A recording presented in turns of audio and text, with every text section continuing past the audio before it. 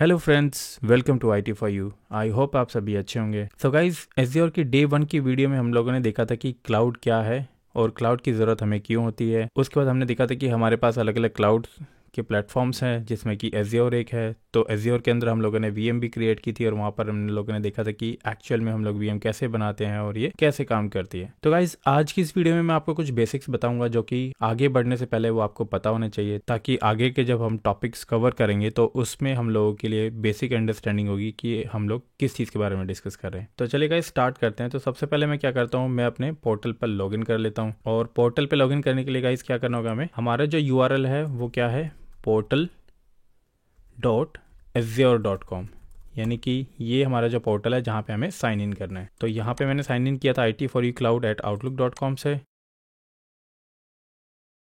तो यहाँ पर मैं माइक्रोसॉफ्ट ऑथेंटिकेटर ऐप यूज़ कर रहा हूँ, जिसके थ्रू मुझे यहाँ पर अगर साइन इन करना है तो मैं उसके थ्रू भी यहाँ पर नोटिफिकेशन सेंड करके साइन इन कर सकता हूँ। तो उसके लिए मुझे क्या करना होगा, मैं यहाँ से सेंड नोटिफिकेशन पर क्लिक करूँगा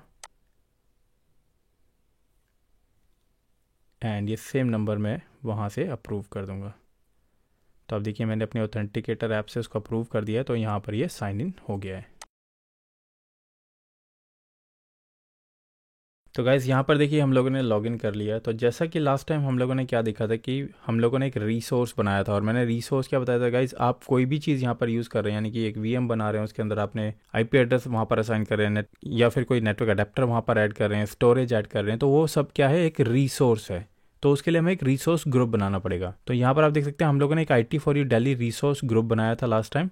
लेकिन अगर मैं VMs की बात करूँ, अगर मैं यहाँ पर जाता हूँ वर्चुअल मशीन्स में, तो वर्चुअल मशीन में जाने के बाद देखिए यहाँ पर किसी भी तरह की कोई वर्चुअल मशीन हमारे पास अभी नहीं है। तो गाइस, सबसे पहले क्या करते हैं, मैं यहाँ से एक नई वर्चुअल मशीन बना लेता हूँ। यहाँ पर मैं क्लिक करता हूँ अज़्योर वर्चुअल मशीन,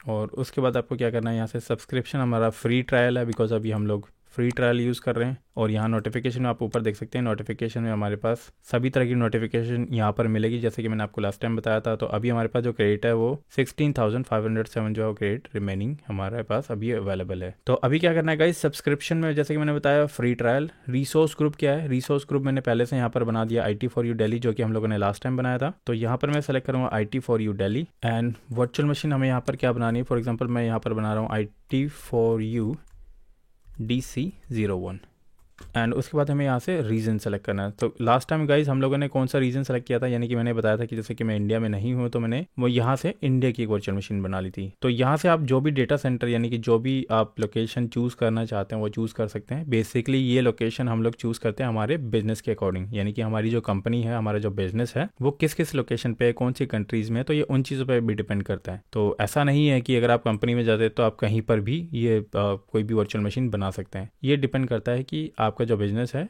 आपकी कंपनी का जो बिजनेस है वो कहाँ पर है और किस लोकेशन पर है और किस क्राइटेरिया के थ्रू आप ये बनाना चाहते हैं। तो there are so many things. लेकिन अभी हम लोग प्रैक्टिकल कर रहे हैं, तो अभी हम लोग यहाँ से कुछ भी सेलेक्ट कर सकते हैं। जैसे कि मैं फिर से यहाँ से सेलेक्ट कर लेता हूँ Asia Pacific central India and उसके बाद गाइज यहाँ पर आ रहा है अवेलेबिलिटी ऑप्शंस, यानी कि अवेलेबिलिटी जोन। अब ये अवेलेबिलिटी जोन क्या होते हैं ये भी अभी मैं आपको एक्सप्लेन करूंगा। तो यहाँ पर आप देखिए, यहाँ पर आ रहा है no infrastructure redundancy required, availability zone, virtual machine scale set, availability set. तो ये एक्चुअल में क्या है, ये बहुत ही ज़्यादा इंपॉर्टेंट चीज़ है। तो ये क्या है ये भी मैं आपको एक्सप्लेन करूंगा। तो फिलहाल अभी हम लोग अभी बेसिक चीज़ें देखते हैं, तो मैं आगे अभी ये आपको एक्सप्लेन करूंगा। एंड उसके बाद अवेलेबिलिटी जोन देख सकते हैं, ये भी गाइस मैटर करता है। और यहाँ पर आप देख रहे हैं कि 3 जोन है, तो ये 3 जोन भी क्यों है, इसका भी रीज़न है। तो availability options and availability zone, इसके बारे में भी मैं आपको एक्सप्लेन करूंगा। उसके बाद गाइस सिक्योरिटी टाइप्स हैं, जैसे कि मैंने बताया था कि सिक्योरिटी टाइप में भी आपको यहाँ पर बाय डिफॉल्ट रखना है। हमारे पास स्टैंडर्ड है, ट्रस्टेड लॉन्च वर्चुअल मशीन है, कॉन्फिडेंशियल वर्चुअल मशीन्स हैं। तो ये सब सिक्योरिटी टाइप्स भी गाइस मैटर करता है, बट अभी फिलहाल के लिए हम लोग जैसे जैसे आगे बढ़ेंगे तो सारे टॉपिक्स कवर करेंगे। एंड यहाँ से इमेज, जैसे कि मैंने बताया था कि मुझे कौन सी इमेज लेनी है, तो यहाँ से आप विंडोज सर्वर 2019 डेटा सेंटर की मैंने लास्ट टाइम ली थी, बट जो भी इमेज आप यहाँ से चूज़ करना चाहते हैं वो चूज़ कर सकते हैं। अगर मैं टाइप भी करता हूँ सर्वर 2019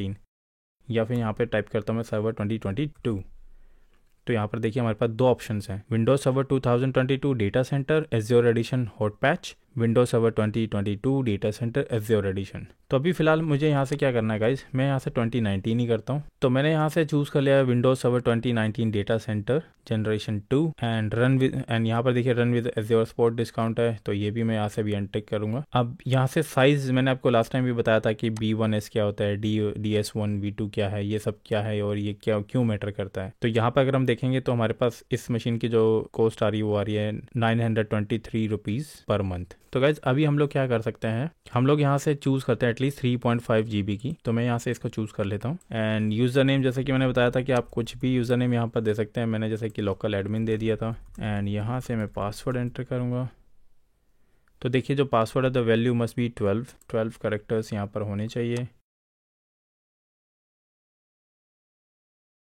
तो यहाँ से मैंने पासवर्ड भी कंफर्म कर दिया है और उसके बाद हमारे पास यहाँ पर है पब्लिक इनबाउंड पोर्ट्स एंड तो यहाँ पर हम लोग अलाउ सेलेक्टेड पोर्ट करेंगे और उसके बाद है सेलेक्ट इनबाउंड पोर्ट्स। तो यहाँ से आप देख सकते हैं पब्लिक इनबाउंड पोर्ट्स। अगर मैं इसको नन कर दूंगा तो यहाँ पर गाइस कोई ऑप्शन नहीं देगा। अगर मैं इसको यहाँ पर अलाउ करता हूँ तो उसके बाद आपको यहाँ से पोर्ट चूज करना है कि कौन सा पोर्ट चूज आप करना चाहते हैं, किस चीज़ के लिए करना चाहते हैं। यानी कि HTTP का पोर्ट क्या होता है 80, HTTPS का पोर्ट क्या होता है 443, SSH का पोर्ट क्या होता है 22, RDP का पोर्ट क्या होता है 3389। तो गाइज ये एक इंटरव्यू क्वेश्चन भी है, ये आपको पता होना चाहिए कि HTTP का पोर्ट नंबर क्या होता है, HTTPS का क्या होता है, SSH का क्या होता है, RDP का क्या होता है। तो ये एक बेसिक इंटरव्यू क्वेश्चन है गाइज IT के लिए। अगर आप IT इंफ्रास्ट्रक्चर में जॉब कर रहे हैं तो आपको ये चीज़ पता होनी चाहिए कि पोर्ट नंबर क्या है। तो आप इसको यहाँ से नोट कर सकते हैं। तो मेक श्योर अगर आपको ये नहीं पता तो आप इसको नोट करके रखें और आपको ये पता होना चाहिए। तो RDP हमें क्यों चाहिए अभी फिलहाल, RDP हमें इसलिए चाहिए क्योंकि हम लोग इसको रिमोटली एक्सेस करना चाहते हैं। तो मैं यहाँ से सेलेक्ट करूँगा RDP and review and create.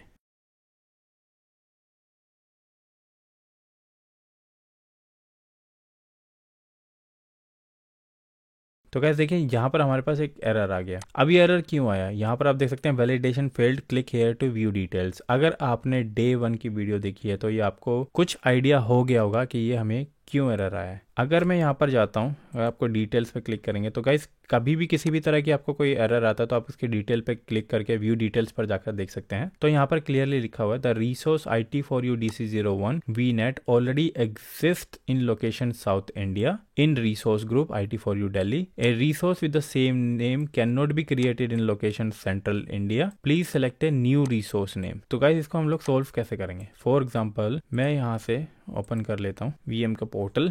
तो यहाँ पे हमें क्या करना है गाइस, ऑल रिसोर्सेज पे क्लिक करेंगे। तो यहाँ पर आप देख सकते हैं कि IT4U DC01 ये साउथ इंडिया में यहाँ पर आप देख सकते हैं ऑलरेडी बने हुए हैं, राइट। तो अभी हमें यहाँ से करना क्या है, अगर मैं यहाँ से इनको सेलेक्ट करके इन सारे रिसोर्स को, यानी कि ये जितने भी रिसोर्स हैं, मैं यहाँ से अगर इनको सेलेक्ट करके अगर डिलीट कर देता हूँ तो इसमें देखिए फिलहाल हमें पहले ये देखना टाइप क्या क्या है। तो टाइप में आप यहाँ देख सकते हैं हमारे पास क्या था, IT4U DC01 public IP address, IT4U Delhi south India location थी, IT4U DC NSG network security group, यानी NSG होता है उसको नेटवर्क सिक्योरिटी ग्रुप कहते हैं। ये भी मैं आपको अभी आगे एक्सप्लेन करूंगा कि एक्चुअल में क्या है, ठीक है। यहाँ पर वर्चुअल नेटवर्क देख सकते हैं आप, नेटवर्क इंटरफेस देख सकते हैं, नेटवर्क वॉचर देख सकते हैं। अगर मैं इन सबको सेलेक्ट करके यहाँ से अगर मैं इसको डिलीट करता हूँ गाइस, तो मैं यहाँ से इसको डिलीट कर देता हूँ। तो सबसे पहले आपको हर मैसेज पे ध्यान देना है गाइस, स्पेशली एज्योर के अंदर, यानी कि कोई भी आप पोर्टल ऐसा यूज़ कर रहे हैं तो उसके ऊपर आपको ध्यान देना है कि वो एक्चुअल में वहाँ पर हमें क्या मैसेज मिल रहा है। The selected resources along with their related resource and contents will be permanently deleted. If you are unsure of the selected resource dependencies, navigate to the individual resource page to perform the date operation. More details of the resource dependencies are available in the manage experience. तो ये यहाँ पे क्या कह रहा है guys कि हम लोगों ने यहाँ से अगर कुछ भी डिलीट कर दिया अभी तो ये परमानेंटली डिलीट हो जाएगा गाइस, यानी कि परमानेंटली डिलीट करना है यहाँ से हमें, तो ये परमानेंटली डिलीट हो जाएगा। तो अभी मैं यहाँ से इन सबको डिलीट कर देता हूँ, कोई इश्यू नहीं है। तो यहाँ पे आपको क्या करना है, एंटर डिलीट, एंड उसके बाद ये हाईलाइट हो गया डिलीट का ऑप्शन, तो यहाँ से हम इसको डिलीट कर देंगे। Deleting the selected resource and their internal data is permanent action and can not be undone. ठीक है, हम लोग इसको परमानेंटली डिलीट कर देते हैं। तो नोटिफिकेशन में यहाँ पर देख सकते हैं कि हमारे पास क्या आ रहा है, executing delete command on 5 selected items. तो कुछ भी आप कर रहे हैं नोटिफिकेशन में आप देख सकते हैं, यहाँ से भी हमें पता लग जाएगा जैसे डिलीट होगा। तो गाइज इन चीज़ों का आपको ध्यान रखना है कि केयरफुली जब भी आप कुछ कर रहे हैं तो आपको देखना है वहाँ पर क्या मैसेज आया है, और या कोई एरर मैसेज आया है तो एरर मैसेज क्या है, पहले उसके बारे में चेक कीजिए, उसके बाद आपको आगे बढ़ना है। तो यहाँ से आप देख सकते हैं कि executed delete command on 5 selected items. तो यहाँ पे हमारे पास अभी फिलहाल किसी भी तरह का कोई रिसोर्स नहीं है। अगर मैं होम पे जाता हूँ तो होम पे जाने के बाद देखिए आप यहाँ पर देख सकते हैं IT4U दिल्ली, ये ज़रूर बना हुआ है हमारे पास, ये IT4U दिल्ली है, बट इसके अंदर हमारे पास अभी कोई ऐसा रिसोर्स नहीं है, यानी कि जो हमारी जो VM थी वो नहीं है। तो अगर मैं दोबारा से यहाँ पर क्लिक करता हूँ, तो अभी अगर मुझे यहाँ से दोबारा बनानी है तो गाइज मैं क्या करूँगा इस मशीन के लिए, तो मैं यहाँ से दोबारा जाऊँगा, यानी कि मैंने कहाँ पर क्लिक किया, बेसिक्स पर क्लिक किया, चेंजिंग बेसिक ऑप्शन में reset selection you have made, review all option prior to creating the virtual machine. तो फिलहाल हमारे पास डिटेल सेम है जो मैंने वहाँ पर पहले सेलेक्ट की थी। तो अभी फिलहाल मैं फिर से यहाँ पर अगर रिव्यू प्लस क्रिएट करूँगा तो देखते हैं कि हमारी मशीन यहाँ पर क्रिएट करता है या नहीं। तो देखिए वैलिडेशन पास्ड, यानी कि वैलिडेशन यहाँ पर पास हो गया है। अगर आप यहाँ पे देखें तो गाइस हमारे पास एक मैसेज आ रहा है, you have set RDP ports open to the internet, this is only recommended for testing, if you want to change this setting go back to basic tab. तो गाइज इसके बारे में भी एक्सप्लेन करूंगा मैं आपको प्रॉपर कि एग्जैक्टली क्या है। तो अभी फिलहाल मैं क्या करता हूँ, यहाँ से अगर आप नीचे स्क्रॉल करेंगे तो यहाँ पर आप पूरी अपनी इन्फॉर्मेशन देख सकते हैं अपनी VM की। तो मैं यहाँ पर क्लिक कर दूंगा क्रिएट, बट क्रिएट करने से पहले गाइज अगर आपने यहाँ पर ध्यान दिया हो कि यहाँ पर आपको HR लिखा हुआ है लास्ट में, यानी कि ये क्या है, आवरली। तो गाइज आवरली और मंथली में क्या डिफरेंस है कि आपकी कोई VM है, यानी कि आपकी कोई मशीन है जिसका कि $10 आवरली चार्ज कर रहा है, ठीक है, और एक वहीं पर एक और मशीन है जिसका ये यहाँ पर $200 मंथली चार्ज कर रहा है। यानी कि आपके पास एक कंडीशन है कि $10 एन आवर और $2 मंथली। तो अगर आप ये $10 एन आवर मशीन अगर आप 5 आवर्स के लिए यूज़ कर रहे हो, यानी कि आपने सिर्फ 5 घंटे के लिए ये मशीन यूज़ की, तो आपका जो टोटल बिल होगा वो कितना होगा गाइज, $50। यानी कि कभी भी आप इस मशीन को बंद कर रहे हैं, कभी भी चला रहे हैं, उससे कोई मतलब नहीं है, लेकिन आपने जो यूज़ की वो 5 घंटे की, तो 5 घंटे में आपके $50 बने। लेकिन आपने कोई प्लान ऐसा ले रखा है कि 200 मंथली। अब आप इस मशीन को चाहे 5 घंटे यूज़ करें 1 महीने के लिए, चाहे उसको 10 घंटे यूज़ करें, चाहे 11 घंटे यूज़ करें, गाइज उससे कोई मतलब नहीं है, आपका जो बिल आएगा वो $200 ही आएगा। तो बेसिक डिफरेंस ये है कि आवरली का मतलब ये होता है कि जितने आवर्स आप यूज़ करेंगे मशीन को उतने आवर का आपको बिल आ जाएगा। मंथली में जो चार्जेस होंगे वो फिक्स्ड होंगे, चाहे आप उस चीज़ को यूज़ करें या ना करें। तो आपको ये हमेशा देखना है कि ये आवरली है या मंथली है। तो चलिए अब क्या करता हूँ, मैं यहाँ पर क्रिएट पे क्लिक कर देता हूँ, तो ये मशीन जो है हमारी क्रिएट हो जाएगी।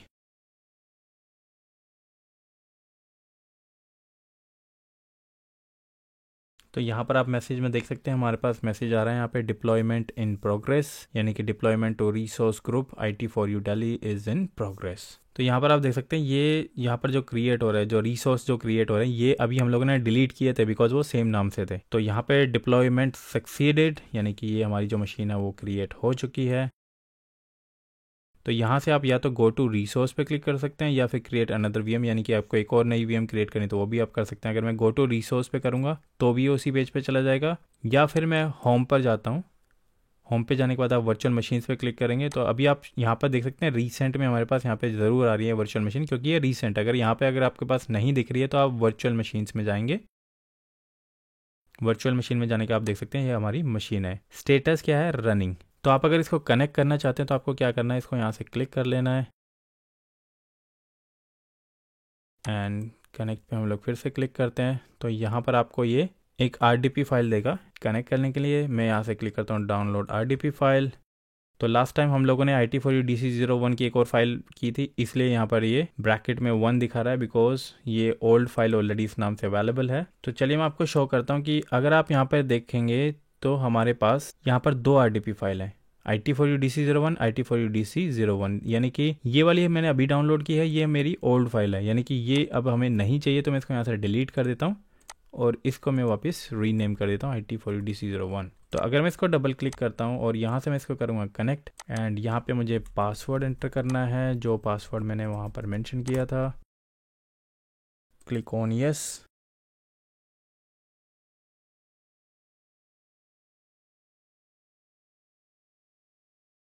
तो यहाँ पर आप देख सकते हैं जो हमारा जो सर्वर है वो कनेक्ट हो गई, हमारी जो वर्चुअल मशीन है वो कनेक्ट हो चुकी है। तो अभी फ़िलहाल गाइस हम लोग डिस्कस करते हैं कि जो मैं बेसिक्स आपको बताना चाह रहा था, यहाँ पर हम लोग बेसिक्स से स्टार्ट करते हैं, यानी कि हमें एक वर्चुअल मशीन तो अभी क्रिएट कर लिया है, लेकिन अभी मैं आपको बताना चाहूँगा कि हमारे पास एक वर्चुअल नेटवर्क है, यानी कि वर्चुअल नेटवर्क। अब इस वर्चुअल नेटवर्क के अंदर हमारे पास क्या क्या अवेलेबल है। हमारे पास वीएम है। अब वीएम का जैसा कि आपको पता है वर्चुअल मशीन, एंड उसके बाद हमारे पास है एनएसजी, और एनएसजी की फुल फॉर्म है guys network security groups. And उसके बाद वर्चुअल नेटवर्क के अंदर हमारे पास क्या अवेलेबल है, डिस्क्स, यानी कि डिस्क क्या है गाइस, जो स्टोरेज हम लोग ऐड करते हैं, यानी कि जो स्टोरेज हम लोग हमारी वीएम में ऐड करते हैं। एंड उसके बाद हमारे पास यहाँ पर अवेलेबल है एनआईसी। एनआईसी क्या है गाइस, नेटवर्क इंटरफेस कार्ड, यानी कि जिसको हम लैन कार्ड भी बोलते हैं, जहाँ पर हम लोग आईपी एड्रेस असाइन करते हैं, इसको हम लोग एनआईसी बोलते हैं। तो एमसीसी की वीडियो में भी हम लोगों ने काफ़ी बार देखा है कि एनआईसी कार्ड क्या है और कैसे आईपी असाइन करते हैं। तो ये हमारे पास वर्चुअल नेटवर्क के अंदर जो हमारे जो पार्ट्स हैं वो क्या है, वीएम जैसे कि आपको होता है वर्चुअल मशीन, उसके बाद NSG network security groups, disk and NIC. अब गाइज अब वीएम के बारे में तो आपको पहले से ही क्लियर है कि वर्चुअल मशीन क्या है, यानी कि हम लोगों ने जो वर्चुअल मशीन बनाई वो वर्चुअल मशीन क्या है। अब गाइज एनएसजी क्या होता है, अभी फिलहाल मैं यहाँ पर आपको एनएसजी के बेसिक बताऊंगा कि एनएसजी एक्चुअल में है क्या। अब गाइज एनएसजी क्या है, एनएसजी का जैसे कि मैंने बताया कि फुल फॉर्म है network security group. NSG are a key feature in cloud computing, particularly in Microsoft Azure that control inbound and outbound traffic to network interfaces, यानी कि जो NIC के हमारे जो यहाँ पर जैसे मैंने बताया NIC नेटवर्क इंटरफेस, तो ये NSG एक की फीचर है क्लाउड कंप्यूटिंग में जो कि इनबाउंड एंड आउटबाउंड ट्रैफिक को कंट्रोल करता है। VMs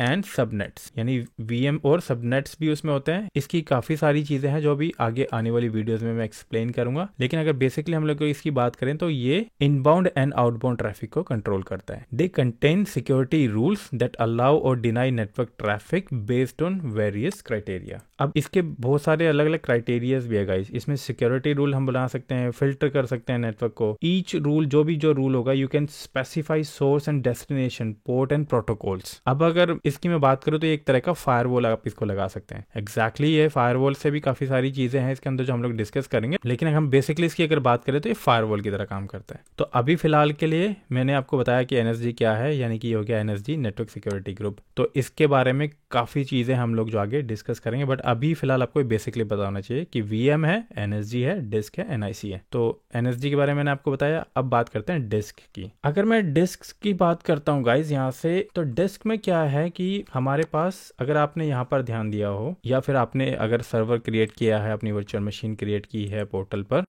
तो यहाँ पर अगर मैं जाता हूँ फाइल एक्सप्लोरर में, तो यहाँ पर अगर डिस्क पीसी पे क्लिक करूँ तो आप देख सकते हैं कि हमें दो तरह की डिस्क मिली है यहाँ पे, सी ड्राइव और डी ड्राइव। सी ड्राइव तो आपको जैसे कि पता है कि यहाँ पर जितने भी इंस्टॉलेशन फाइल्स होंगी ऑपरेटिंग सिस्टम से रिलेटेड, वो सारी फाइल्स इसके अंदर होंगी। और यहाँ पर आप देख सकते हैं टेम्परेरी स्टोरेज। अब टेम्परेरी स्टोरेज के अंदर कौन कौन सी फाइल है, collect, guest, logs, temporary, and यहाँ पर आप देख सकते हैं डेटा लॉस वार्निंग, रीड मी, अगर आप इसको रीड करना चाहते हैं तो रीड कर सकते हैं। Any data stored on this drive is subject to loss and there is no way to recover it. Please do not use this disk for storing any personal और एप्लीकेशन डाटा। तो फिलहाल मैं यहाँ पे अभी आपको एक्सप्लेन करता हूँ।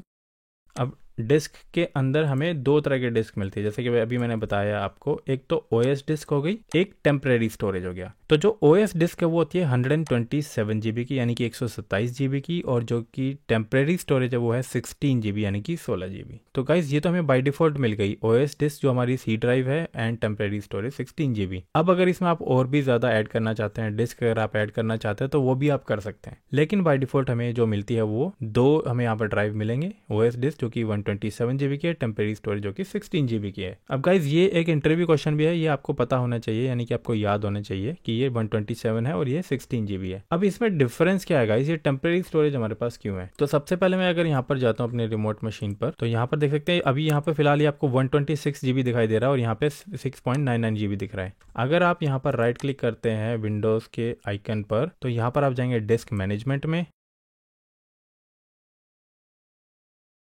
डिस्क मैनेजमेंट में जाने के बाद आप यहाँ पर देख सकते हैं 126.99 एंड 7 GB, तो यानी कि ये 127 GB की है, राइट। तो गाइस टेम्परेरी स्टोरेज का मतलब है कि अगर आपने कोई भी डेटा यानी कि आपने फॉर एग्जांपल यहाँ पर एक और डिस्क ऐड की हुई है जो कि पेड डिस्क है, यानी कि आपने यहाँ पर ऐड की हुई है जिसके लिए आप पे कर रहे हैं, वो फॉर एग्जांपल 1 टेराबाइट की है, बट टेम्परेरीली कभी कभी आपको कोई डेटा इधर उधर करना होता है, यानी कि कोई ज़्यादा हैवी फाइल नहीं है या कोई भी ऐसी टेम्परेरी चीज़ जो कि स्मॉल फाइल में है, तो आप टेम्परेरी स्टोरेज के अंदर रख सकते हैं। लेकिन जैसा कि यहाँ पर बताया गया है, data loss, any data stored on this drive is subject to loss and there is no way to recover it। यहाँ पे अगर कुछ डिलीट हो गया तो उसको आप रिकवर नहीं कर सकते, तो आपको यहाँ पे एज ए टेम्परेरी वाली चीज़ें रखनी है जो कि आपके लिए मैटर नहीं करती, या फिर टेम्परेरीली आप कुछ कर रहे हैं तो उस टाइम के लिए आपने रख लिया और उसके बाद दोबारा उसको मूव कर दिया जहां भी उसकी जरूरत थी। Please do not use this disk for storing any personal replication data, यानी कि इसके लिए आपको ये यहाँ पर यूज नहीं करनी है, कुछ भी आपको पर्सनल यहाँ पर डेटा नहीं रखना है। For additional details please refer to the documentation at, ये पूरी प्रॉपर डॉक्यूमेंटेशन है यहाँ पर, तो यहाँ से आप पूरी इसकी प्रॉपर डॉक्यूमेंटेशन पढ़ सकते हैं। यानी कि अगर मैं यहाँ से एक्सेस करता हूँ इसको, तो यहाँ से आप प्रॉपरली इंफॉर्मेशन ले सकते हैं कि टेम्परेरी डिस्क से रिलेटेड जितनी भी इंफॉर्मेशन आप यहाँ से ले सकते हैं। तो मैं अभी आपको डिफरेंस बताता हूँ कि फ़िलहाल अगर हम लोग फॉर एग्जांपल अगर यहाँ पर कोई भी डेटा अगर हम लोग रखते हैं तो वो एक्चुअल में कैसे लॉस होता है। फॉर एग्जांपल गाइज, मैंने यहाँ पर आप एक फ़ाइल बना देता हूँ, एक न्यू फोल्डर में यहाँ पर क्रिएट कर देता हूँ, टेस्ट IT4U DC01, एंड इसके अंदर मैं कुछ फाइल्स क्रिएट कर देता हूँ। यानी कि यहाँ पर एक टेक्स्ट फाइल है एंड इसके अंदर मैं लिख देता हूँ वेलकम टू IT4U, इसको सेव कर देते हैं और यहाँ पर एक फ़ोल्डर और क्रिएट कर देते हैं एंड इस फोल्डर को नाम दे देते हैं टेस्ट, एंड यहाँ से एक फ़ाइल और क्रिएट कर लेते हैं, यानी कि यहाँ पर एक बिटनेट इमेज की मैं यहाँ पर एक फ़ाइल क्रिएट कर देता हूँ जो कि ब्लैंक है, एंड इसका सेम यहाँ से मैं इसको कॉपी कर लेता हूँ एंड हम लोग यहाँ पर डाउनलोड्स में भी रख देते हैं। यानी एक मैंने डाउनलोड में रख दी एंड एक कॉपी मैंने यहाँ पर डॉक्यूमेंटेशन में रख दी। तो गाइज ये सिर्फ मैं आपको प्रैक्टिकल करने के लिए दिखा रहा हूँ एंड एक मैं यहाँ पर सी ड्राइव में भी रख देता हूँ। तो गाइज हम लोग जैसे कि मैंने पहले भी आपसे डिस्कस किया, हम लोग कोई भी डाटा सी ड्राइव में नहीं रखते हैं। और गाइज यहाँ पर मैं कभी डेटा यूज़ करता हूँ, कभी डाटा यूज़ करता हूँ, तो ये बेसिकली एक ही वर्ड है और इसको यूज़ करने के पीछे का लॉजिक ये है कि मैं जिस कंट्रीज़ में, मैं अलग अलग कंट्रीज़ में अलग अलग यूज़र्स के साथ काम करता हूँ, तो कुछ लोग उसको डेटा बोलते हैं, कुछ लोग उसको डाटा बोलते हैं। तो अगर मैं कभी डेटा और डाटा दोनों यूज़ कर रहा हूँ तो प्लीज़ उसमें कंफ्यूज नहीं होना है। तो यहाँ पे मैं टेस्ट IT4U DC01 का यहाँ पर भी एक फोल्डर रख दिया है। सी ड्राइव में हम लोग कुछ भी इंपॉर्टेंट चीज़ कभी भी नहीं रखते हैं, ये सिर्फ हम प्रैक्टिकल के लिए यहाँ पर रख रहे हैं। तो गाइज अभी मैंने क्या किया यहाँ पर, तो यहाँ पर मैंने ये डेटा रख दिया है गाइज। तो अब ये डेटा रखने के पीछे मैं आपको क्यों प्रैक्टिकल करके दिखा रहा हूँ, ये इसके पीछे का जो रीज़न है वो रीज़न ये है कि अगर मैं डिस्क में बात करता हूँ तो यहाँ गाइज डिस्क के साथ साथ एक टॉपिक और है यहाँ पर जो कि है state of the virtual machine. अब state of the virtual machine के अंदर क्या होता है गाइज, यहाँ पे होता है एक शटडाउन एंड दूसरा होता है स्टॉप और डीलोकेटेड। तो state of the virtual machine के अंदर दो चीज़ें आती हैं, शटडाउन एंड स्टॉप। तो ये भी आपको ध्यान रखना है, ये शटडाउन और स्टॉप क्या है। State of the virtual machine मतलब यहाँ पर जो ये मेरी वर्चुअल मशीन है, अगर मैं यहाँ पर जाता हूँ यानी कि, तो यहाँ पर आप देख सकते हैं स्टॉप एंड शटडाउन। तो आपको पता है कि हम लोग जैसे शटडाउन करते हैं, तो यहाँ पर ये स्टॉप का ऑप्शन है। तो गाइस शटडाउन में क्या होता है कि शटडाउन जब हम लोग करेंगे तो हमारा जो डेटा है वो हमेशा एज इट इज़ वहाँ पर वही रहेगा। यानी कि फॉर एग्जांपल मैं क्या करता हूँ, मैं यहाँ पर फिर से जाता हूँ, इस मशीन को यहाँ से शटडाउन कर देता हूँ एंड जो भी यहाँ से आपने सेलेक्ट करना रीज़न वो सेलेक्ट कर सकते हैं। बेसिकली गाइस कंपनी इन्वायरमेंट में हम लोग प्रॉपर वहाँ पर रीज़न देते हैं, हम लोग क्यों सर्वर को रीस्टार्ट कर रहे हैं, क्या रीज़न है, या शट डाउन कर रहे हैं तो उसका क्या रीज़न है, तो इसलिए वो वहाँ पर वो सारे ऑप्शंस दिए जाते हैं। तो जैसे कि देख सकते हैं हमारी जो वर्चुअल मशीन है वो यहाँ से शट डाउन हो चुकी है। तो मैं अगर इसको रिफ़्रेश करता हूँ यहाँ से, तो रिफ़्रेश करने के बाद हम चेक करेंगे कि वो मशीन हमारी चल रही है या अभी शट डाउन स्टेट में है। तो आप देख सकते हैं यहाँ पर हमारे पास स्टार्ट का ऑप्शन आ रहा है, इसका मतलब हमारी जो मशीन है वो शट डाउन हो गई है। यानी कि अगर मैं होम पर भी जाता हूँ, होम पर जाने के बाद गाइज आप यहाँ से भी जा सकते हैं, कभी भी आपको अगर यहाँ पर ये ऑप्शन जो दिख रहा है यहाँ पर आप नहीं जाना चाहते तो यहाँ से भी आप जा सकते हैं वर्चुअल मशीन्स। तो यहाँ पर देखिए वर्चुअल मशीन्स के अंदर जो स्टेटस है वो स्टॉप्ड आ गया है, यानी कि ये अभी स्टॉप है। तो मैंने यहाँ पे आपको अभी बताया स्टॉप एंड डीलोकेटेड, तो ये शट डाउन है लेकिन डीलोकेटेड नहीं है, राइट। तो गाइस इसमें कंफ्यूज नहीं होना है, ये स्टॉप्ड है अभी बट डीलोकेटेड नहीं है, इट मीन्स ये शट डाउन है, यानी कि यहाँ पर अगर स्टॉप्ड अगर आ रहा है तो ये शट डाउन है। मैं फिर से इस पर क्लिक करता हूँ तो यहाँ पर देखिए इसको अगर मैं स्टार्ट करता हूँ तो यहाँ से मुझे अगर इस मशीन को मैं एक्सेस करना चाहता हूँ तो मुझे स्टार्ट करनी पड़ेगी। यानी कि मेरा कहने का मतलब है अगर मेरे पास जो ये यानी कि मेरे पास ये जो यहाँ पर RDP फाइल है, अगर मैं इसको डबल क्लिक करता हूँ, अगर मैं इसको कनेक्ट करने की कोशिश करूँगा तो ये कनेक्ट नहीं होगी। और ये कनेक्ट क्यों नहीं होगी? क्योंकि हमारी जो मशीन है वो तो शट डाउन हो चुकी है। तो इसको कनेक्ट करने के लिए मुझे सबसे पहले क्या करना होगा, मुझे इस मशीन को यहाँ से स्टार्ट करना होगा। तो मैं यहाँ से इस मशीन को स्टार्ट करता हूँ। फिर उसके बाद हम लोग क्या करेंगे, जैसे ही यहाँ से ये स्टार्ट हो जाएगी, स्टार्ट करने के बाद हम लोग कनेक्ट करेंगे और ये चेक करेंगे कि यहाँ पर जो मैंने आपको बताया है कि shut down state, shut down कर मैंने वहाँ से किया तो हमारा वो जो डेटा है टेम्परेरी फाइल में, यानी कि जो हमारा टेम्परेरी स्टोरेज वाली जो फाइल है, ये वाला डेटा शट डाउन स्टेज में वहाँ पर अवेलेबल है या नहीं, यानी कि शट डाउन करने के बाद हम जब दोबारा ऑन करें तो अवेलेबल है या नहीं। तो जैसे कि देख सकते हैं यहाँ से ये ग्रेड आउट हो गया, इट मीन्स ये स्टार्ट है। तो मैं यहाँ से इसको एक्सेस कर लेता हूँ। मैं यहाँ से इसको कनेक्ट करूँगा, enter your password, click on yes. तो यहाँ से मैं फाइल एक्सप्लोरर में जाता हूँ। फाइल एक्सप्लोरर में जाने के बाद click on this PC and temporary storage. तो यहाँ पर आप देख सकते हैं टेस्ट IT4U DC01 का जो फोल्डर है हमारे पास यहाँ पर अवेलेबल है, और जो जितनी फाइलें हमने यहाँ पर रखी थी वो फाइल्स भी यहाँ पर है।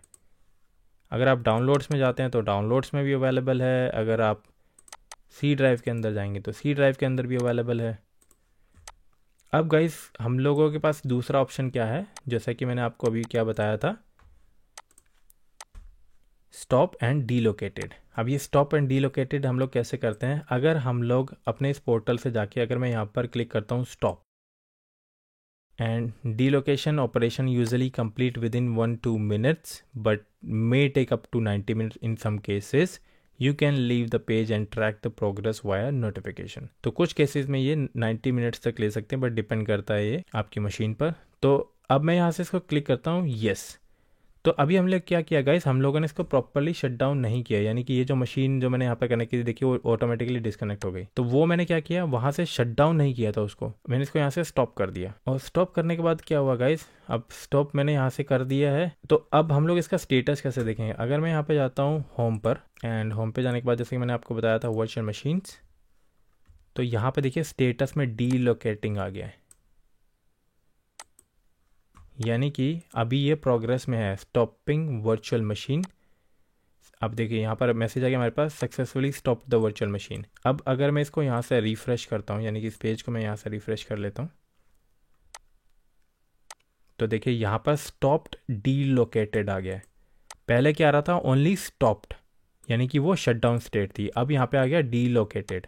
तो जैसे कि मैंने आपको यहाँ पर बताया कि state of the virtual machine, अगर आपसे इंटरव्यू में ये पूछा जाता है state of the virtual machine, तो state of the virtual machine दो तरह की है, शट डाउन एंड स्टॉप। अगर वो आपसे पूछता कि ओनली वहाँ पे स्टॉप लिखा हुआ है तो उसका मतलब क्या है, तो आपको कंफ्यूज नहीं होना है, यानी कि आपने शट डाउन प्रॉपर्ली किया तो वहाँ पर स्टॉप आएगा, और अगर आपने इंटेंशनली स्टॉप किया है तो वो डीलोकेटेड आएगा। तो गाइज यहाँ पर ये ट्रिकी क्वेश्चन है, इंटरव्यू में पूछा जाता है कि ओनली स्टॉप है तो उसका मतलब क्या है, और डीलोकेटेड है तो उसका मतलब क्या होता है। कई बार लोग कंफ्यूज हो जाते हैं कि अगर शट डाउन किया तो भी वहाँ पे स्टॉप आ रहा है। तो जैसे कि मैंने आपको बताया, प्रॉपर्ली आपने शट डाउन किया तो वो स्टॉप ही होता है, बट उसका मतलब शट डाउन ही है। लेकिन अगर आपने इंटेंशनली स्टॉप किया था तो वहाँ पर ये स्टॉप डीलोकेटेड, यानी कि डीलोकेटेड आ गया। तो गाइस बट बेसिकली इसका मतलब क्या है, डीलोकेटेड का मतलब है कि ये जो आपकी जो मशीन थी, ज़रूरी नहीं है कि उसी फिजिकल सर्वर के ऊपर बनेगी जहाँ पे पहले चल रही थी, हो सकता है ये कहीं और पर क्रिएट हो जाए। लेकिन अभी हमें फिलहाल क्या करना है, अभी हमें फिलहाल इसका प्रैक्टिकल करना है, यानी कि इस मशीन को हम लोग कनेक्ट करके देखेंगे कि ये मशीन हमारी अवेलेबल है, यानी कि वो डेटा हमारा वहाँ पर अवेलेबल है या नहीं। तो अब इसको स्टार्ट कैसे करेंगे गाइस, स्टार्ट करने के लिए सेम आपको यहाँ पर IT4U DC यानी यहाँ पर क्लिक करना है, जो भी आपकी वर्चुअल मशीन का नाम है, यहाँ पर आपके पास ये स्टार्ट का ऑप्शन आ जाएगा,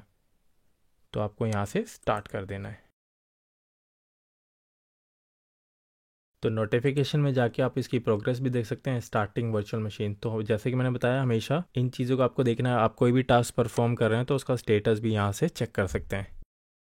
तो यहाँ पर अगर आप देख सकते हो तो हमारे पास एक मैसेज आ रहा है, IT4U DC01 virtual machine agent status is not ready, trouble shoot the issue. अगर मैं इसको यहाँ पर क्लिक करता हूँ तो देखिए यहाँ पर अब चेक करते हैं कि ये हमें यहाँ पर क्या ऑप्शन देगा। तो देखिए हमारे पास यहाँ पर हेल्प सेंटर आ गया है। तो अभी फ़िलहाल मैं क्या करता हूँ, इसके बारे में भी मैं आपको आगे एक्सप्लेन करूँगा। तो अभी फ़िलहाल अगर मैं इस मशीन को यहाँ से एक्सेस करने की कोशिश करता हूँ तो देखिए चेक करते हैं कि ये हम लोग कनेक्ट कर पाते हैं या नहीं।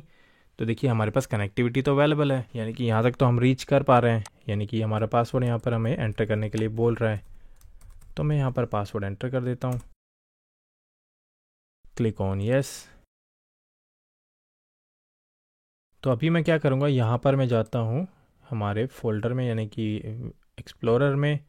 अब मैं क्लिक करता हूँ दिस पीसी पर। दिस पीसी में क्लिक करने के बाद जाता हूँ मैं टेम्परेरी स्टोरेज के अंदर। आप देख सकते हैं वो फाइल्स नहीं है, यानी कि हमारे पास दो स्टेज थी। हमारे पास जो शटडाउन स्टेट में तो हमारे पास जो डेटा था वो वैसे के वैसा ही है, लेकिन जैसे हमने स्टॉप किया एंड डीलोकेटेड मोड में जब गई तो वो हमारा टेम्परेरी स्टोरेज में से, यानी कि हमारा जो टेम्परेरी स्टोरेज की जो फाइल्स थी वो हमारे टेम्परेरी स्टोरेज में से वो फाइल्स डिलीट हो गई हैं। अब अगर मैं चेक करता हूँ यहाँ पर कि सी ड्राइव में वो फाइल्स हैं या नहीं, तो देखिए सी ड्राइव में हमारे पास वो फाइल्स हैं, डाउनलोड्स में है, डाउनलोड्स में भी है। तो बेसिकली जो ये टेम्परेरी स्टोरेज है ये रिकमेंडेड नहीं है, यानी यहाँ पर आपको कोई भी डेटा नहीं रखना है। अगर आप किसी चीज़ पे काम कर रहे हैं, टेम्परेरीली आपको डेटा रखना है तो यहाँ पर आप रख सकते हैं, बट ये रिकमेंडेड नहीं होता है। तो आई होप ये समझ आया होगा आपको कि हम लोग जब वीएम बना रहे हो तो ओएस डिस्क हमें मिली 127 GB की, टेम्परेरी स्टोरेज मिला 16 GB का, और उसके बाद हम लोगों ने बात की state of the virtual machine. अगर वो शटडाउन स्टेट है तो उसका इम्पैक्ट क्या होगा, स्टॉप स्टेट है तो उसका इम्पैक्ट क्या होगा। तो गाइस बेसिकली क्या होता है, अगर मैं यहाँ पे वर्चुअल मशीन में जाऊँ तो आप यहाँ पर देख सकते हैं कि हमारा जो पब्लिक आईपी एड्रेस है ये सेम है। अगर आप स्टॉप करते हैं तो कुछ केसेस में आपका वर्चुअल यानी कि पब्लिक आईपी भी चेंज हो सकता है, अगर आप वहाँ पर उसको रिजर्व करके नहीं रखते हैं तो अभी फिलहाल ये चेंज नहीं हुआ, बिकॉज ये काफ़ी सारी चीज़ें हम लोग जो डिस्कस करेंगे, बट आगे आने वाले प्रैक्टिकल में हम लोग जब स्टॉप करेंगे तो आप ये देखेंगे वो आपसे पूछेगा कि आप ये पब्लिक आईपी रखना चाहते हैं या नहीं। तो अगर आप पब्लिक आईपी नहीं रखना चाहते हैं तो वो जब नेक्स्ट टाइम जब आप स्टॉप, अगर आपने स्टॉप कर दिया तो ये पब्लिक आईपी भी वहाँ से अगर हट गई तो यहाँ पर हमारे पास जो ये आरडीपी की जो फाइल है इससे कनेक्ट नहीं कर पाएंगे, आपको नई डाउनलोड करनी पड़ेगी, यानी कि उस पब्लिक आईपी एड्रेस के साथ जो भी फाइल होंगी। तो चलिए अब आगे बढ़ते हैं। नेक्स्ट हमारा क्या है, हम लोग देखते हैं कि जैसे कि मैंने यहाँ पर देखा डिस्क होगी, अब हमारा है नेटवर्क इंटरफेस कार्ड।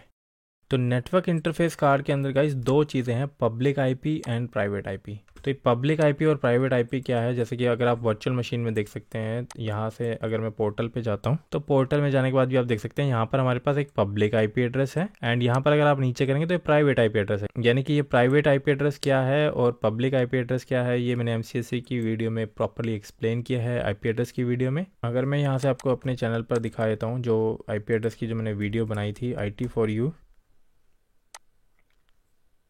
तो IT4U के अंदर आप जाइए यहाँ से, एंड यहाँ पर आपको क्लिक करना है प्लेलिस्ट्स पर। प्लेलिस्ट के अंदर जाने के बाद आप देख सकते हैं यहाँ पर हमारे पास आईपी एड्रेसिंग की एक प्लेलिस्ट है यहाँ पर, या फिर आप एमसीएससी की वीडियोस में भी जाएंगे तो वहाँ पर भी आपको डे 5 में मिल जाएगी ये। तो आईपी एड्रेस में जाएंगे तो यहाँ पर आप देख सकते हैं कि आईपी एड्रेस के अंदर मैंने प्रॉपर एक्सप्लेन किया है, यानी 36 मिनट की वीडियो है बेसिकली। तो यहाँ पर मैंने पूरा प्रॉपरली एक्सप्लेन किया आईपी एड्रेस के बारे में। तो वहाँ पर मैंने ये भी एक्सप्लेन किया है कि प्राइवेट आईपी क्या है और पब्लिक आईपी क्या है। तो गाइज़ उस वीडियो को मैं सजेस्ट करूंगा आप ज़रूर देखिए, वहाँ पर आपको प्रॉपर पता लगेगा कि पब्लिक आईपी प्राइवेट आईपी क्या है। अगर आपको पब्लिक और प्राइवेट आईपी के बारे में नहीं पता है और हम लोग जब आगे कोई प्रैक्टिकल करेंगे तो आपको वो क्लियर नहीं होगा, तो प्लीज़ पब्लिक और प्राइवेट आईपी ज़रूर चेक करिए वहाँ पर जाकर कि ये क्या होती है और कैसे काम करती है। तो फिलहाल अभी हम लोगों ने देखा वर्चुअल नेटवर्क, उसमें हमारे पास VM है, NSG है, डिस्क है एंड NIC है। तो आई होप गाइस ये आपको यहाँ तक क्लियर हो गया होगा। तो अभी फ़िलहाल मैं क्या करता हूँ, अपने इस रिमोट मशीन को यानी कि मेरी जो ये वर्चुअल मशीन है IT4U DC01, मैं इसको यहाँ से शट डाउन कर देता हूँ। कंटिन्यू शट डाउन में इसलिए कर रहा हूँ, अदरवाइज़ ये वहाँ पर मुझे उस चीज़ के लिए चार्ज करेगा, यानी कि हम लोगों ने जो देखा था आवरली चार्जेस जो होते हैं, तो आवरली मेरे ये अमाउंट उसको डिटेक्ट करता रहेगा। यानी कि यहाँ पर आप जो देख रहे हैं 16,507 जो क्रेडिट रिमेनिंग है, अगर मैं इस मशीन को यहाँ से रनिंग पोजीशन में रखूँगा तो वो यहाँ से अमाउंट डिटेक्ट होता रहेगा। तो फिलहाल मैं इसको एक बार रिफ्रेश कर लेता हूँ यहाँ से, और फिर इसके बाद चेक करेंगे टू मेक श्योर कि हमारा जो स्टेटस है यहाँ पर वो स्टॉप का आना चाहिए, यानी कि वो शट डाउन होना चाहिए। तो गाइज़ यहाँ से अगर हम लोगों ने अभी तो फिलहाल देखा कि हम लोग विंडोज़ ऑपरेटिंग सिस्टम, यानी कि ये ऑपरेटिंग सिस्टम जो देख रहे हैं विंडोज़ की, हम लोगों ने यहाँ पे VM बना ली। फॉर एग्जांपल अगर हमें हमारी कंपनी में कुछ और भी ज़रूरत है किसी दूसरे प्लेटफॉर्म की वर्चुअल मशीन्स की, तो वो भी हम यहाँ से क्रिएट कर सकते हैं। अगर मैं जाता हूँ यहाँ से होम पे जाने के बाद यहाँ से अगर मैं सर्च करता हूँ मार्केट प्लेस, तो मार्केट प्लेस के अंदर आप गाइज यहाँ पर देखेंगे कि हमारे पास सारी जितनी भी चीज़ें हमारे पास अवेलेबल है, यानी कि जो मशीन्स हम लोग यहाँ बना सकते हैं वो सारी चीज़ें आप यहाँ से देख सकते हैं, यानी वो सारी मशीन्स आप यहाँ से देख सकते हैं। यानी कि यहाँ पर देखिए FortiGate नेक्स्ट जनरेशन फायरवॉल, तो यहाँ से आप देख सकते हैं Windows Server 22 data center available है, काली लिनक्स अवेलेबल है, Fortinet FortiGate next generation firewall available है, Red Hat Enterprise Linux available है, पावरशेल। तो यहाँ पर आप सारी चीज़ें देख सकते हैं कि स्टार्ट फ्रॉम, जैसे कि आप देख रहे हैं यहाँ पे 2.928 पर आवर जो रुपीज़ यहाँ पर चार्ज करेगा। पावरशेल का आप देख सकते हैं यहाँ पर, काली लिनक्स ऑन एज़्योर ये देख सकते हैं। तो यहाँ पर सारी जितनी भी मशीन्स है ये आप यहाँ पे प्रॉपरली चेक कर सकते हैं कि कौन सी मशीन आपको चाहिए। फॉर एग्जांपल मैं यहाँ से अगर सर्च करता हूँ गाइज, जैसे कि अगर आप वर्डप्रेस होस्ट करते हैं, यानी कि अगर आप कोई भी वर्डप्रेस की वेबसाइट होस्ट करते हैं, अगर आपको वर्डप्रेस चाहिए तो आपको वर्डप्रेस भी हम लोग यहाँ से ही चूज कर सकते हैं, यानी कि इंस्टॉल कर सकते हैं। अब मैं वर्डप्रेस यहाँ पर अगर सर्च करता हूँ तो देख सकते हैं कि हमारे पास यहाँ पे डेडिकेटेड वर्डप्रेस भी अवेलेबल है। तो यहाँ पर सारी तरह की वर्चुअल मशीन भी आपको मिल जाएगी। यानी कि अगर मैं लिनक्स की बात करता हूँ, यानी कि अगर आप ऐसे सर्च करेंगे तो यहाँ पर आप देख सकते हैं कि लिनक्स के लिए क्या क्या अवेलेबल है, यानी कि कौन कौन सी वर्चुअल मशीन हमारे यहाँ पर अवेलेबल है। तो आप कोई भी मशीन यूज करते हैं या कुछ भी आप यहाँ पर फिलहाल अगर आप इंस्टॉल करना चाह रहे हैं कोई सर्वर, फॉर एग्जांपल मैं अगर एसक्यूएल सर्वर की बात करूँगा, अगर आप एसक्यूएल सर्वर अगर प्रॉपरली अगर आप स्क्रैच से उसको इंस्टॉल करेंगे, फिर उसके अंदर एसक्यूएल इंस्टॉल करेंगे, उसके साथ एसक्यूएल के साथ आपको और भी अलग अलग सर्विसेज को भी इंस्टॉल करना होता है, तो it will take around like minimum आपको 40 से 45 मिनट लग जाएंगे। और ये मैंने बहुत कम बताया, इससे ज्यादा भी लगते हैं। लेकिन फॉर एग्जाम्पल अगर आपको वहाँ पे 40 मिनट्स भी लग रहे हैं तो गाइज यहाँ पे आपको कुछ नहीं करना है। एसक्यूएल का आपको एक यहाँ से सर्वर लेना है, सीधा उसको क्रिएट करना है एंड विद इन 5 मिनट आपके पास वो मशीन रेडी हो जाएगी। तो यहाँ पे आपकी टाइम सेविंग बहुत ज़्यादा हो रही है, आपको उसके ऊपर सारी चीज़ें इंस्टॉल करने की ज़रूरत नहीं है, फिर आपको कोई एप्लीकेशन या कुछ डिपेंडेंसीज होगी वो आपको इंस्टॉल करना पड़ेगा। तो ऐसा कुछ भी करने की ज़रूरत नहीं है, आपको एक सिंपल 1 क्लिक में आपकी मशीन रेडी हो जाएगी। यानी कि फॉर एग्जाम्पल मैं यहाँ पर होम पर जाता हूँ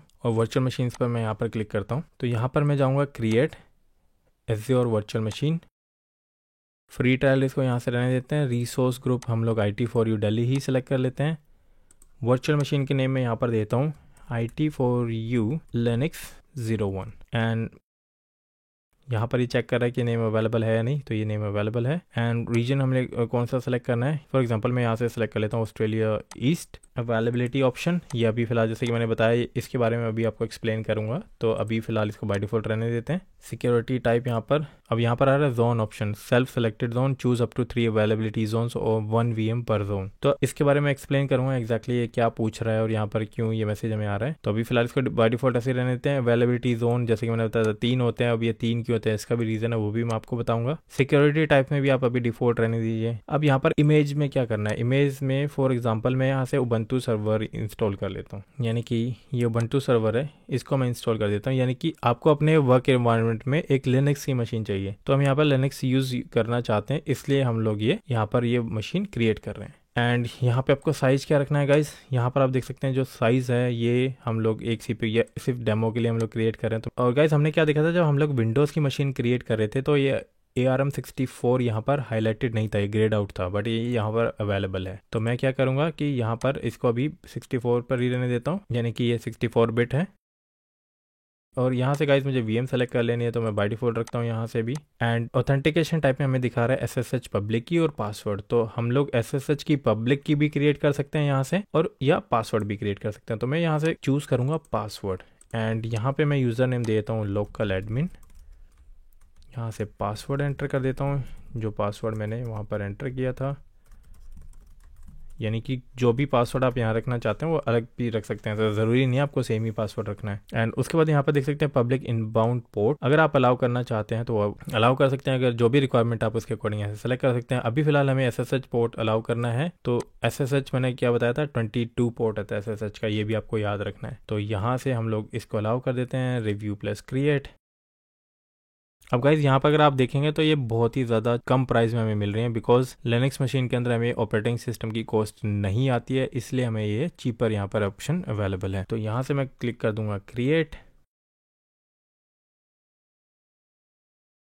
तो देखिए यहाँ से डिप्लॉयमेंट सक्सीडेड आ गया है। तो गाइज अभी हमें क्या करना है, मैं गो टू रिसोर्स पे जाऊँगा, यानी कि वहाँ से हमने क्या किया था कि कोई भी विंडोज़ की जो फाइल थी हम लोग क्या करते थे, कनेक्ट पे क्लिक करते थे, यहाँ पे कनेक्ट पे हम लोग क्लिक करते थे एंड वहाँ से हमें एक RDP की फाइल मिल जाती थी। लेकिन अभी हमें लिनक्स मशीन को कैसे यहाँ से एक्सेस करना है, तो उसके लिए क्या है कि हम लोग लिनक्स मशीन एक्सेस कर सकते हैं पुट्टी के थ्रू, PUTTY, यानी कि पुट्टी ये एक सॉफ्टवेयर है और ये ओपन सोर्स है यानी कि फ्री है, ये आप डाउनलोड कर सकते हैं। पुट्टी डाउनलोड करना है आपको यहाँ से, इसके थ्रू हम लोग इसको एक्सेस करेंगे। तो देखिए गाइज यहाँ पर हमारे पास ऑप्शन है .msi. अगर आपको याद होगा .msi किस फॉर्मेट के लिए, अगर आपने मेरी MCSA की वीडियोस देखी है तो आपको ये पता होना चाहिए कि .msi कौन सा फॉर्मेट होता है, .msi हमें कहाँ पर चाहिए होता है। अगर आपको याद है ये .msi क्यों है, अगर आपने मेरी वीडियो देखी है तो आप कमेंट में ज़रूर बताएं .msi का क्या मतलब होता है। ये मैं प्रॉपर एक्सप्लेन किया है मैंने आपको ग्रुप पॉलिसी की वीडियो में। तो अगर आपको ये अभी भी याद है तो कमेंट करना ना भूले, तो प्लीज़ मुझे कमेंट में भी ज़रूर बताएं कि आपको ये अभी याद है या नहीं है। तो फिलहाल मैं यहाँ से क्या करूंगा, जो पुट्टी आप देख रहे हैं यहाँ से मैं इस putty.exe पे क्लिक करता हूँ, यहाँ से मैं इसको डाउनलोड कर लेता हूँ एंड इसको मैं यहीं पर सेम फोल्डर में रख देता हूँ। तो अभी हमें ये एक्सेस कैसे करना है गाइस, तो हमें क्या करना है, हमें यहाँ से अपनी वर्चुअल मशीन की पब्लिक आईपी देखनी है, यानी कि ये हमारी पब्लिक आईपी है। मैं अगर यहाँ पर जाता हूँ तो ये आप देख सकते हैं पब्लिक आईपी और एक ये प्राइवेट आईपी एड्रेस है। तो अगर आप लोकली एक्सेस कर रहे हैं तो आपको प्राइवेट आईपी भी अगर आप एक्सेस करेंगे तो उससे भी एक्सेस हो जाएगी। अगर आप बाहर से कर रहे हैं यानी कि आउट ऑफ नेटवर्क यानी कि आउट ऑफ ऑर्गेनाइजेशन, वहाँ पर नहीं है, पब्लिक इंटरनेट के थ्रू करना चाहते हैं तो ये आईपी आपको यहाँ से चाहिए होगी। तो इसके लिए मैं क्या करूँगा, यहाँ से मैंने पब्लिक आईपी को कॉपी कर लिया, पुट्टी को मैं डबल क्लिक करके रन करूंगा। यहाँ पे वो आपको आईपी एड्रेस, यहाँ पे आपको आईपी एड्रेस डाल देना यानी कि होस्ट नेम और आईपी एड्रेस एंड यहाँ से पोर्ट नंबर। जैसा कि मैंने आपको बताया था पोर्ट नंबर आपको हमेशा याद होने चाहिए। तो यहाँ पर 22 पोर्ट नंबर है इसके लिए। अब मैं यहाँ से क्या करूँगा, मैं इसको ओपन करूँगा। तो अब यहाँ पर देख सकते हैं कि हमारे पास ऑप्शन आ रहा है लॉग इन एज। तो हमारा यूजर नेम क्या था गाइस, लोकल एडमिन, LOCALADMIN। उसके बाद मैं यहाँ पर एंटर करूंगा। गाइस जब हम यहाँ पे पासवर्ड एंटर करेंगे तो वो आपको नहीं दिखाई देगा, यानी कि अगर आपको यहाँ पे पासवर्ड नहीं दिख रहा है तो उसका मतलब ये नहीं है कि मैं यहाँ पर एंटर नहीं कर रहा हूँ। मैंने यहाँ पर पासवर्ड एंटर कर दिया है, उसके बाद यहाँ पर मैं एंटर करूंगा तो उसके बाद हम लोग चेक कर सकते हैं कि हम लोगों ने इस मशीन पर रिमोटली लॉगिन कर लिया है। यानी कि किस मशीन पे किया, हम लोगों ने अभी जो लिनक्स की वर्चुअल मशीन बनाई है, यानी कि हम लोगों ने यहाँ पर ये जो वर्चुअल मशीन बनाई है इसको हम लोगों ने पुट्टी के थ्रू लॉगिन कर लिया है। अब गाइस अगर फॉर एग्जांपल आप इसी पर वेब सर्वर बनाना चाहते हैं, यानी कि अभी फिलहाल मैंने क्या दिखाया था कि हम लोगों ने एक वेब सर्वर बनाया था।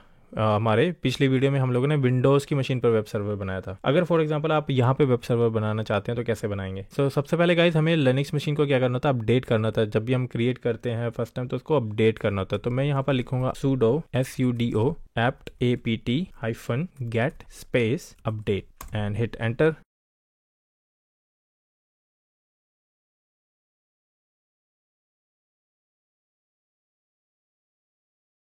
तो यहाँ से आप देख सकते हैं हमारी जो मशीन है वो अपडेट हो गई है। तो यहाँ पे हमें मैसेज मिल रहा है रीडिंग पैकेज लिस्ट्स डन। तो यानी कि ये हमारी मशीन रेडी हो गई है। तो इसके बाद हमें क्या करना है, जैसे कि हम लोगों ने विंडोज़ मशीन पे IIS का रोल इंस्टॉल किया था, तो यहाँ पर हम लोग रोल इंस्टॉल करेंगे। तो उसके लिए हमें क्या लिखना है, same sudo space apt -get space install space. तो गाइज वहाँ पे क्या था, IIS था, बट हम लोग लिनक्स पे वेब सर्वर को क्या बोलते हैं, nginx server, NGINX nginx server and hit enter.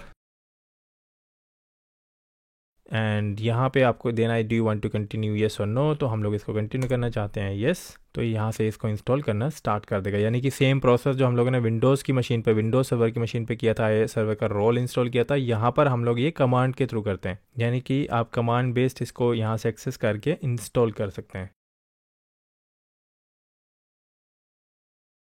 तो देखिए यहाँ से हमारा जो वेब सर्वर है वो भी रेडी हो गया है।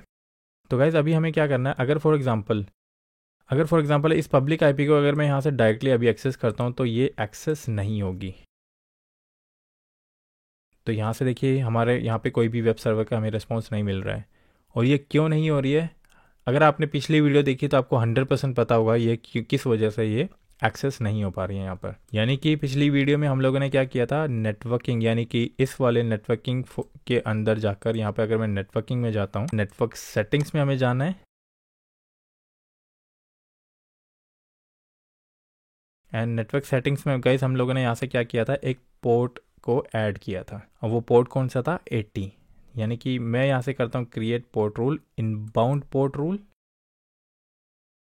तो यहाँ से मैंने क्या किया था, 80 जो पोर्ट था वो ऐड किया था, यानी कि मैं यहाँ से 80 पोर्ट ऐड कर देता हूँ। डिस्क्रिप्शन में आप कुछ भी दे सकते हैं, टेस्ट लिनक्स मशीन, और कोई भी आप डिस्क्रिप्शन, जो भी आप डिस्क्रिप्शन है वो यहाँ पर देख सकते हैं। एंड नेम में भी आप कुछ भी रख सकते हैं, अलाउ पोर्ट 80, एंड यहाँ से मैं ऐड करूँगा। तो यहाँ पर देखिए जो पोर्ट है वो created security rule successfully create हो गया है। यहाँ से लिस्ट में भी हम लोग यहाँ पर देख सकते हैं कि हमारे पास 80 यहाँ पर ऐड हुआ है या नहीं हुआ है। तो यहाँ पर देख सकते हैं अलाउ पोर्ट 80, ये इसके नाम से मैंने यहाँ पर दिया था 80, यहाँ पर अलाउ हो गया।